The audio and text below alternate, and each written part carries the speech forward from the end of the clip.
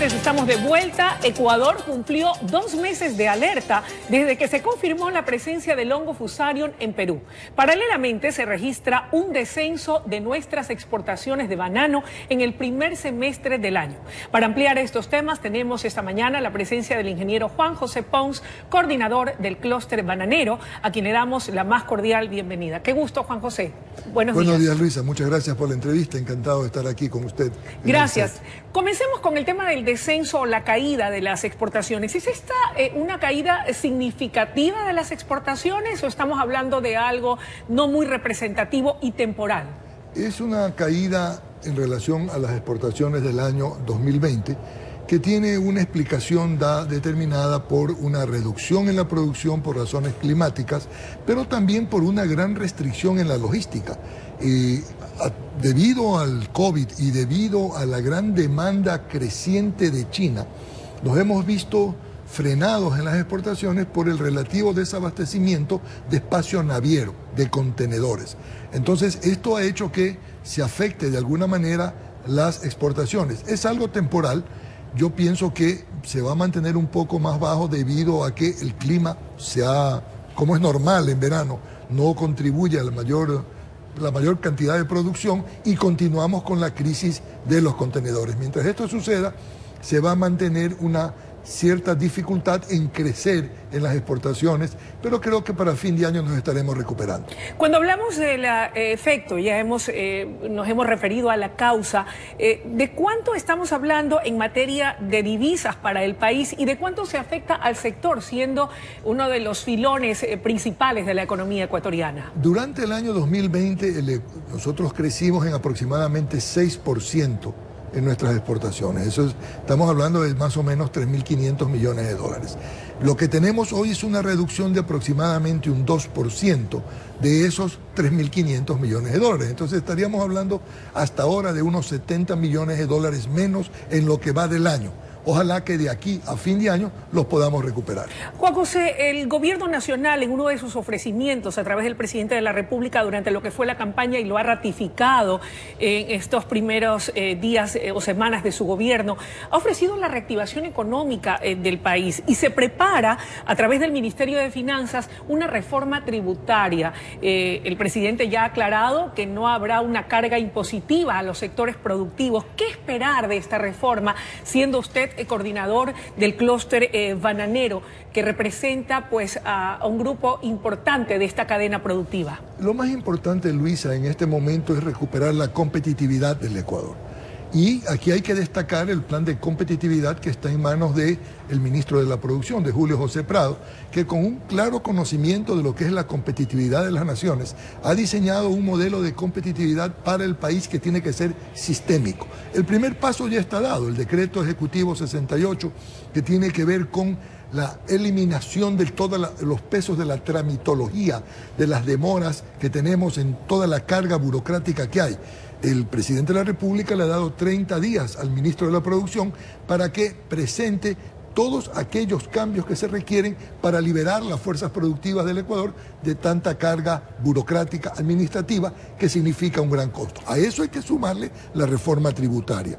Yo supongo que la reforma tributaria del gobierno la deberá presentar en la Asamblea en los próximos semanas o meses, porque definitivamente se requiere una estructura tributaria que nos permita ser más competitivos, que en síntesis quiere decir que no exportes impuestos, sino que exportes productividad y competitividad. ¿Y en ese contexto hay algún impuesto en particular que se haya agravado al sector exportador bananero y que debiera ser eliminado o reducido? No realmente, porque nosotros hemos tenido un ajuste en lo que fue una doble tributación que existía, y en una de las últimas reformas tributarias que hizo el gobierno anterior eso se resolvió. Sí hay 2 o 3 temas que son preocupantes. Por ejemplo, el reglamento que ha establecido el SRI para lo que denominan precios de transferencia tiene una forma de cálculo verdaderamente inejecutable y que puede encarecer y hacernos perder competitividad. Eso debería revisarlo el Servicio de Rentas Internas.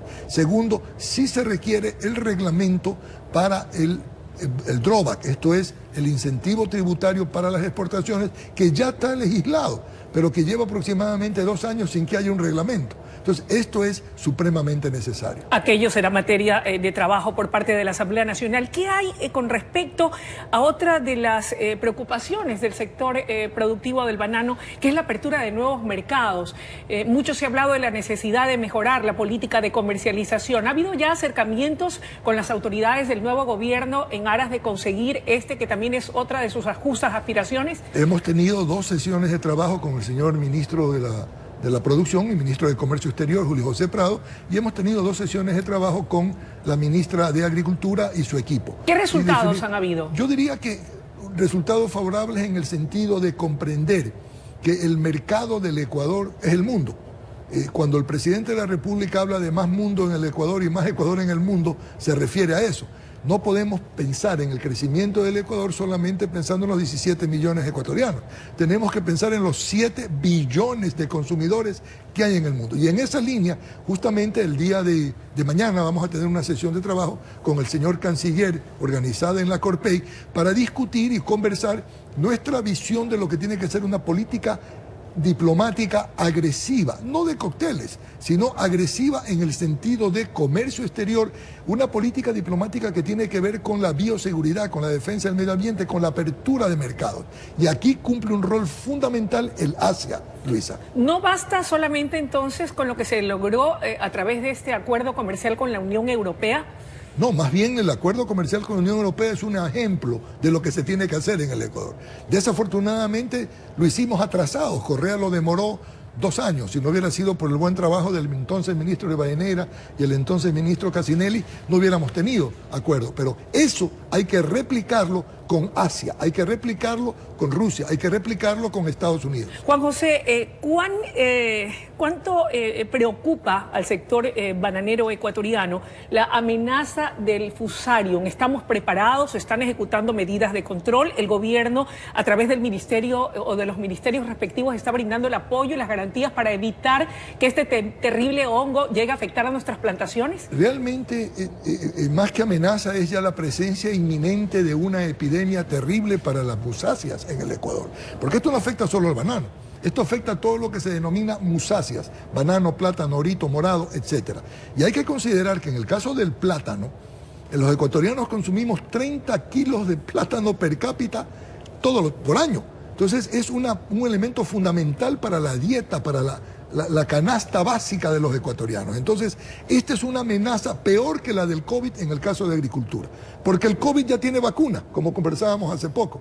El Fusarium no tiene fungicida que lo mate, ni tiene variedad que lo resista, ni que lo soporte. ¿Qué necesitamos para poder estar preparados? Porque entiendo que en otras latitudes del planeta se invierten ingentes recursos por parte de los estados de ayuda al sector de la cadena productiva del banano para evitar que esa plaga llegue. Hay que destacar que el Fusarium se convirtió en una amenaza inminente cuando apareció en Colombia en el año 2019.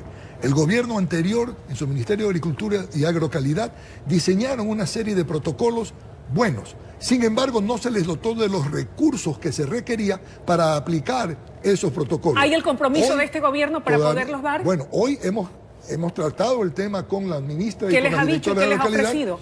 Bueno, que lo van a hacer, y es necesario que el gobierno nacional dote de recursos fundamentalmente a Agrocalidad y a INIAP para poder llevar adelante todo lo que tiene que ver con la aplicación de los protocolos de bioseguridad. ¿De cuánto estaríamos hablando, Juan José, y de cuánto en relación a lo que se aplica en otros países del en el tema de Agrocalidad, en el gobierno anterior se llegó a presupuestar aproximadamente 14 millones de dólares como base para protocolos de bioseguridad.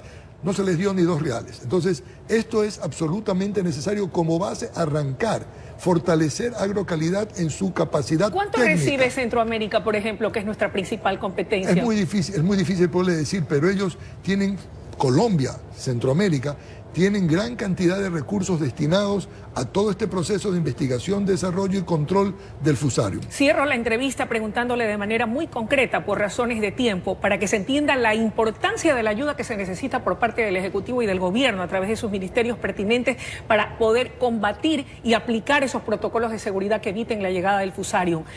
¿Cuántas plazas de trabajo genera la cadena productiva del banano directa e indirectamente y cuánto en divisas? Es muy acertada su pregunta, porque el banano y el plátano no solamente es un problema de estos sectores, es un problema de la economía del país.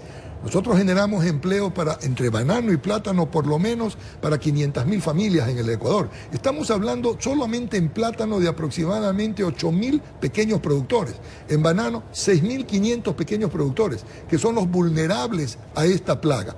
Y esto es importante destacar. Este no es solamente un rol del Ministerio de Agricultura y de Ganadería. Este es un tema del país, porque es un problema sistémico que tiene que ver con trabajo, educación, salud, medio ambiente, promoción de exportaciones, para todos conjuntos, como dirían Fuente Ovejuna, todos a una, tener un plan y un control que involucre una cultura, así como ha habido en el Ecuador una cultura pre-COVID y una cultura post-COVID. En la agricultura ecuatoriana tiene que haber una cultura pre-fusarium y una cultura post-fusarium. Gracias, Juan José, por su presencia. Gracias a usted por la entrevista. Amables televidentes, ha sido la intervención del ingeniero Juan José Pons, coordinador del clúster bananero en el Ecuador, haciendo importantes declaraciones respecto, por resumirlo, de la importancia y necesidad del apoyo de una política de Estado para prevenir la llegada del hongo fusarium a las plantaciones de musáceas en el país. Es momento de una breve pausa y enseguida volvemos con mucho más en La Noticia en la Comunidad.